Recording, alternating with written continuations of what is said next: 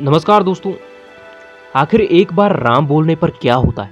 हमारे धर्म पुराणों में एक कहानी का वर्णन मिलता है और राम नाम की महिमा क्या है इस कहानी से आपको पता चल जाएगा। नमस्कार दोस्तों, स्वागत है आपके अपने YouTube चैनल पुरानी कहानी 18 में।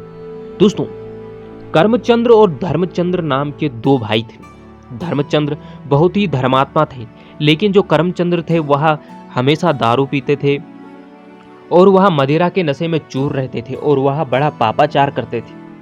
लेकिन धर्मचंद्र भगवान की भक्ति करता रहता था। एक दिन इनके गांव में अयोध्या से कुछ साधु संत पहुंचे और इन्होंने उनको अपने यहाँ भोजन पर निमंत्रण दिया। और यह देखकर जब यह साधु संत उनके घर में पहुंचे तो उनका भाई जो कर्मचंद्र था वह उनको गालियां देने लग गया। यह देखकर साधु संतों ने कहा कि यह गालियां क्यों दे रहा है, तुम तो बड़े धर्मात्मा, यह कौन है? यह देखकर उस धर्मचंद्र ने कहा कि यह मेरा भाई है और यह बड़ा ही पापी है, हमेशा यह मदिरा के नशे में चूर रहता है। और साधु संतों ने कहा ठीक है। अब धर्मचंद्र ने कहा कि क्या इसका भी कल्याण हो सकता है? साधु संतों ने कहा कि अवश्य हो सकता है।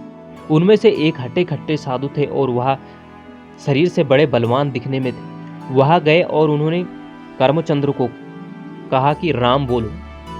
कर्मचंद्र के कमरे में गए और कहा कि राम बोलो। कर्मचंद्र कहने लग गए कि मैं राम नहीं बोलूं। यह देखकर साधु जी ने उनके गिरेवान को पकड़ा और नीचे जमीन पर पटक दिया और उनके छाती पर बैठ गए और बोला कि राम बोलो।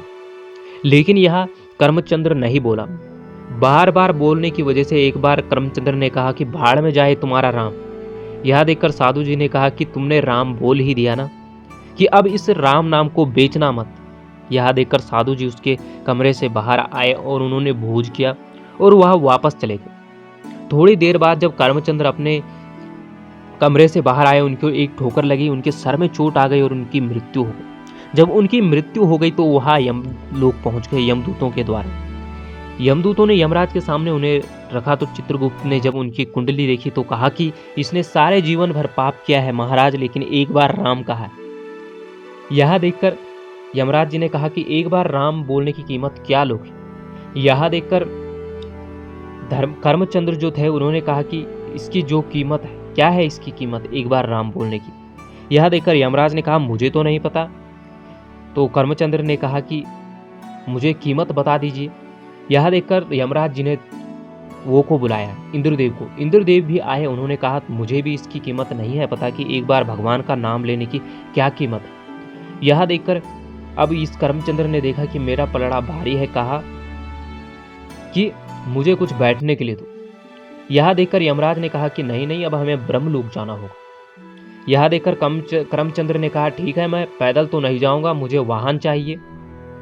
अब इनके लिए एक वाहन लाया गया। अब सभी लोग वाहन पर बैठ के ब्रह्मलोक पहुंचे और जहां पर ब्रह्मलोक में भगवान ब्रह्मा ने देखा कि ऐसा कौन पुण्यात्मा है जिसके साथ यमराज इंद्रदेव स्वयं ब्रह्मलोक की ओर आ रहे हैं। यह देखकर ब्रह्म जी ने पूछा कि यह कौन पुण्यात्मा है? यमराज ने कहा नहीं नहीं, ये कोई पुण्यात्मा नहीं, बड़ा पापी इंसान है। इसने एक बार राम बोला है और इस एक बार राम बोलने की कीमत मांग रहा है।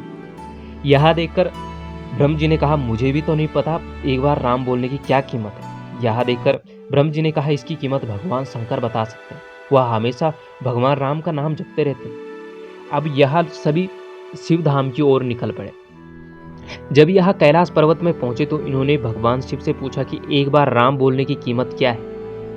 जैसे ही कर्मचंद्र ने भगवान शिव को देखा तो इसके सभी पाप नष्ट हो गए उनको देखने मात्र से। यह देखकर भगवान शिव ने कहा कि मुझे भी नहीं पता कि एक बार राम बोलने की कीमत क्या है, चलो हम भगवान श्री राम के साकेत धाम ही पहुंच जाते हैं और उनसे पूछते हैं कि एक बार राम बोलने की कीमत क्या है। सभी लोग भगवान श्री राम के धाम साकेत धाम में पहुंच गए। वहां पर राम जी ने इसको गले लगाया कर्मचंद्र को और सभी ने पूछा कि एक बार राम बोलने की कीमत क्या है। यह देखकर प्रभु श्री राम ने कहा कि राम बोलने की कीमत तो मैं नहीं बता सकता, लेकिन आप इसकी कीमत, इसकी महिमा देख रहे हो कि इसकी क्या महिमा है। दोस्तों, अगर वीडियो अच्छा लगे तो कमेंट और लाइक, चैनल को सब्सक्राइब जरूर कीजिए ऐसे ही ज्ञानवर्धक वीडियो देखने के लिए। दोस्तों, इस कहानी का वर्णन मिलता है कल्याण पुस्तिका में और दोस्तों कल्याण पुस्तिका में हमेशा भगवान के भक्तों से जुड़ी कहानियों का ही वर्णन मिलता है। दोस्तों, तो अगली वीडियो में मिलेंगे एक ऐसे ही भक्त के अनुभव के साथ।